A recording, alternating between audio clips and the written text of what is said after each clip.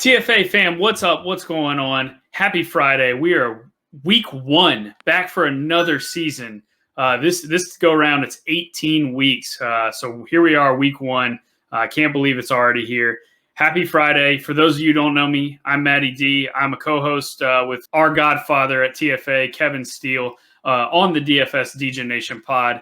This year, I'm going to be bringing you a new segment every Friday. You can look for it.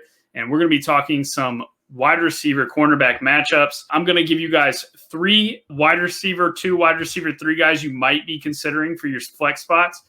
3 guys that I like that are in great matchups that you might want to consider starting. And then I'm also going to give you a mid-range wide receiver in that wide receiver 2, wide receiver 3 range, who I think is in a tough matchup, who you might want to sit for. One of these guys that we're going to talk about that are in good spots. So with that being said, let's go ahead and jump right in. First guy up this week, Jakobi Meyers, New England Patriots wide receiver. Jakobi Meyers, he's been so good this preseason.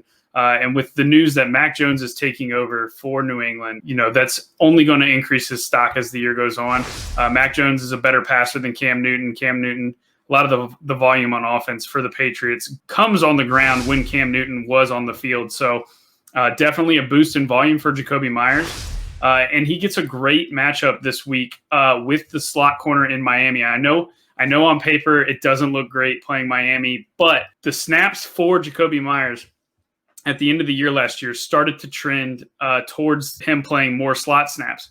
Last 3 games, he played 34 slot snaps compared to 19 out wide, 37 slot, 13 out wide, and 44 in the slot week 17 compared to 21 out wide.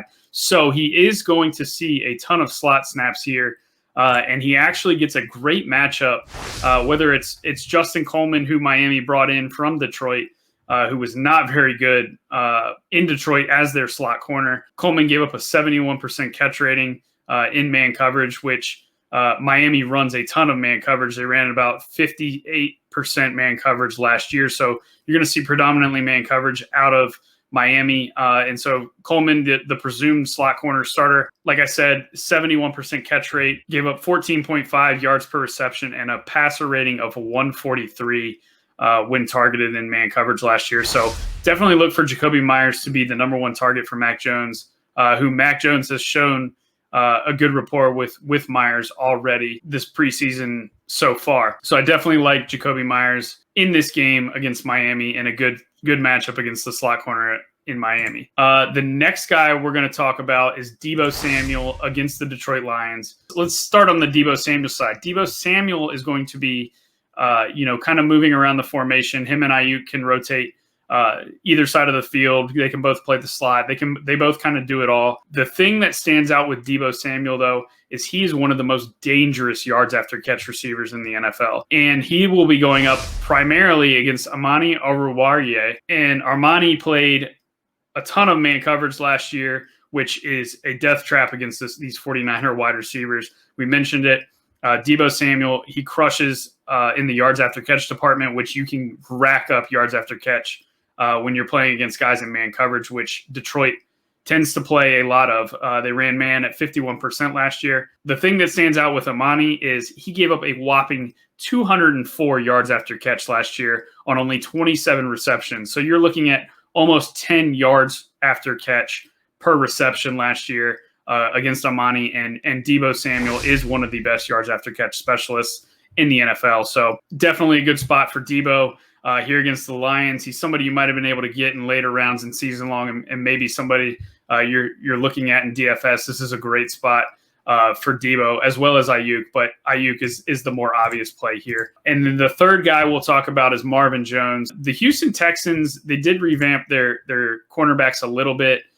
They brought in a lot of different guys. They're going to have completely different starters than they had last year. The main starters, though, are going to be Terrence Mitchell coming over from Cleveland and Desmond King coming over from Tennessee. Mitchell wasn't that great last year. He gave up a passer rating of 106 against. He did only allow 59% catch rate, but allowing 8.3 yards per target and 14 yards per completion.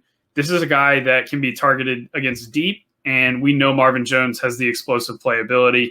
Marvin Jones has taken over the number 1 role in Jacksonville while DJ Chark has been recovering from finger surgery this offseason. So Definitely a guy you want to get in your lineups. Marvin Jones against Houston. He should be the number one target for Trevor Lawrence in week 1.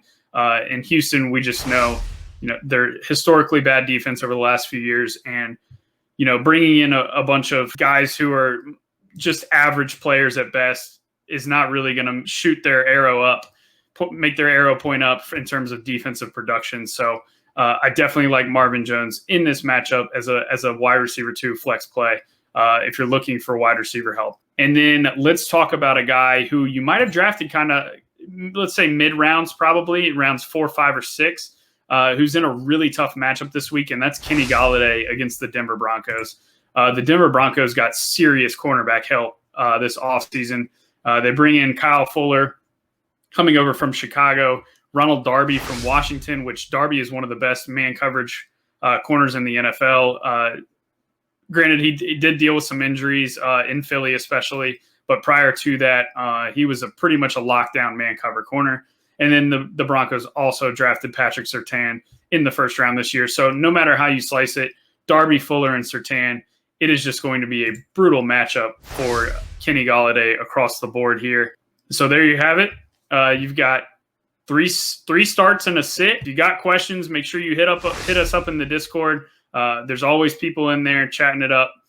We can help you out. Start, sit, whether it's for season long, DFS, and keep your eyes out for other live shows and other content on this YouTube channel. Short and sweet. We'll see you next week. Matty D signing off.